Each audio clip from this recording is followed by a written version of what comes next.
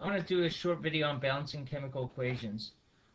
Some students have trouble with balancing chemical equations, and it's really, I don't think it's as hard as a lot of students find it.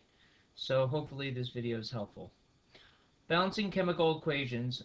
We balance chemical equations because matter is conserved during chemical processes. On the left-hand side, we have chemical compounds. A chemical change occurs. Atoms rearrange. They form new products.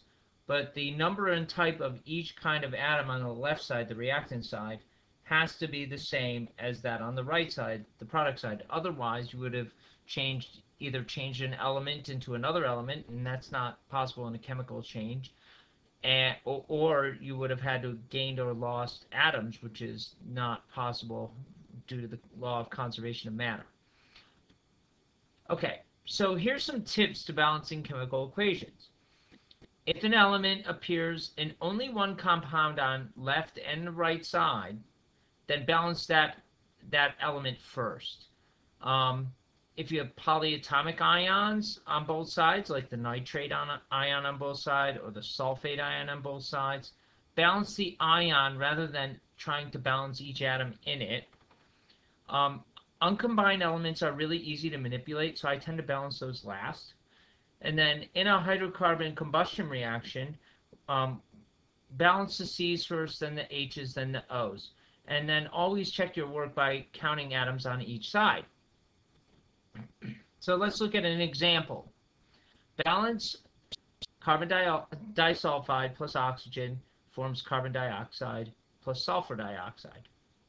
Now, going back to my little tips, I'm going to use my first tip, which is an element appears in one compound on each side, then balance that first. So the carbon appears in carbon disulfide on the left side, and it only appears in carbon dioxide on the right side. Same with the sulfur. It appears in carbon disulfide on the left side and only sulfur dioxide on the right side. So I think balancing either the carbon or the sulfur first makes sense. Since I have one carbon on the left and one carbon on the right in each of those compounds, I know that whatever coefficient I put here, if it's a 1, then it has to be the same on carbon dioxide. If it's a 2 on both, it'll be, or if it's a 2 on carbon disulfide, it'll have to be a 2 here because there's only one place where carbon is on both sides. Likewise, I know that sulfur on the right-hand side is going to have to be double that on the left because I have 2 atoms of sulfur in carbon disulfide and only 1 atom of sulfur here. So I'm going to start by balancing sulfur and put a 2. I'm going to leave carbon as 1 and 1 for now, and then I'm going to balance oxygen last, which is my another tip. If uncombined elements are easy to manipulate, so balance them last. So I have right now, I have one carbon on the left and one carbon on the right. I have 2 sulfurs on the left and 2 sulfurs on the right. And then for oxygen, right now I have 2 oxygens on the left, and I have 2, and then 2 times 2 because I have 2 sulfur dioxide. So I have 6 oxygens on the right. I need 6 oxygens on the left, so I'm going to put a 3 here. Okay? Now, when I check, I should have the same number and type of atoms on both sides. I have 1 carbon on the left from carbon disulfide. I have 1 carbon on the right from carbon dioxide. I have 2 sulfurs on the left and 2 on the right. And then I have 6 oxygens on the reactant side and 2 oxygens there and 2 times 2 oxygens here. So that's a total of 6. So that's good. That's balanced, okay? So the coefficients, which are the large numbers in front, which tell you how many molecules of each kind you have, are are 1 for carbon disulfide, 3 for oxygen, 1 for carbon dioxide, and 2 for sulfur dioxide. Let's try another example. Okay, balance FeNO3 3, which is iron 3 nitrate, plus magnesium forms magnesium nitrate plus iron. Okay, here I'm going to try to use my tips again, which are, I'm going to use this tip now. If a polyatomic ion appears on both sides, balance the ion rather than each atom in it. Okay, so I have the nitrate ion on both sides. I'm going to try to balance the nitrate ions. And then I have two different uncombined elements, magnesium and iron, so I'm going to balance them last.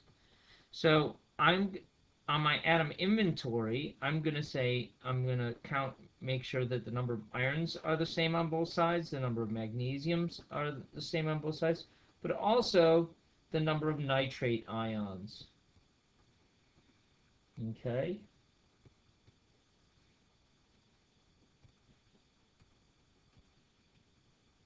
Okay. So since the iron is by itself on the right side, I'll be able to easily control the irons on the right side. And the magnesium is by itself on the left side. I will easily be able to control the magnesiums on the left side. So I'm going to start by balancing the nitrate ions. Right now, I have 3 nitrate ions on the left side, right here.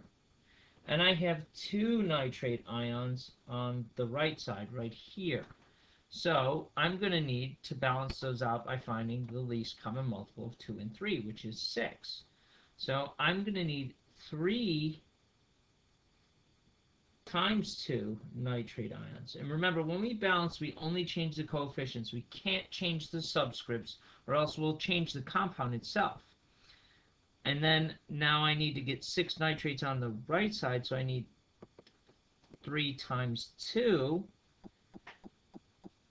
to get 6 nitrates. So now I have 6 nitrates on both sides. And now I can easily change the number of irons and magnesiums to suit my needs. So I have 2 irons on the left. I'm going to need a 2 on the right. And then I have 3 magnesiums on the left, or on the product side, on the right side. So I'm going to need to add a 3 here. Okay, so it looks like we're all done and that's balanced. Okay, let's try another one.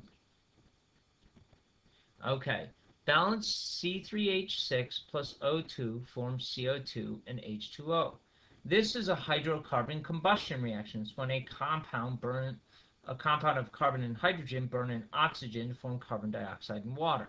So, I have a little rule here because these in particular give students problems, and this is a fail-safe way to deal with hydrocarbon combustions. In a hydrocarbon combustion reaction, balance the C first, then the H, then the O. Okay, so let's go to it.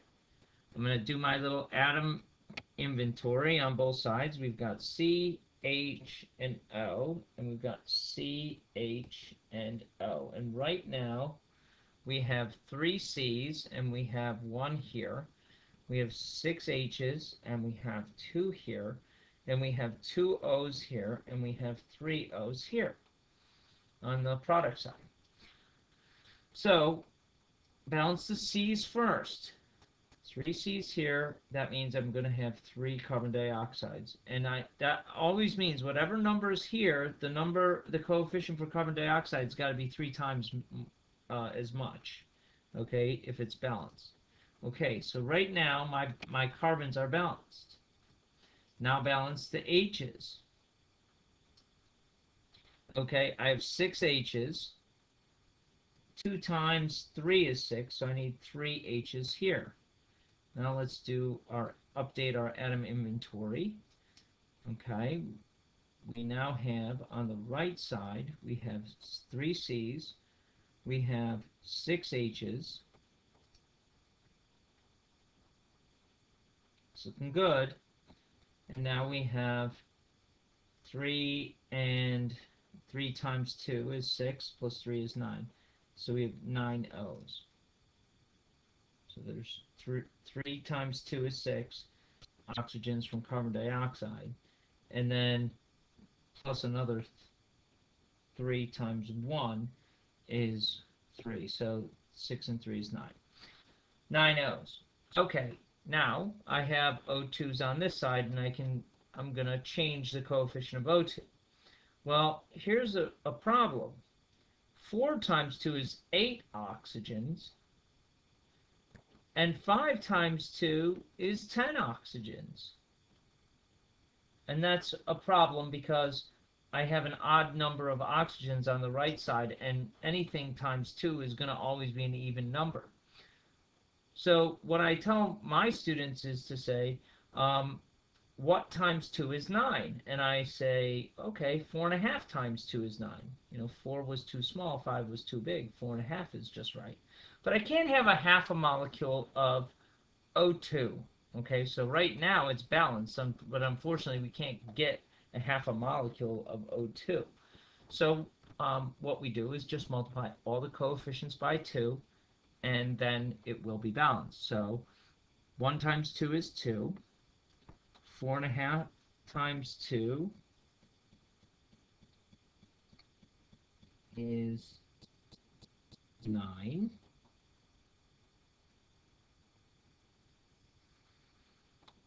3 times 2 is 6.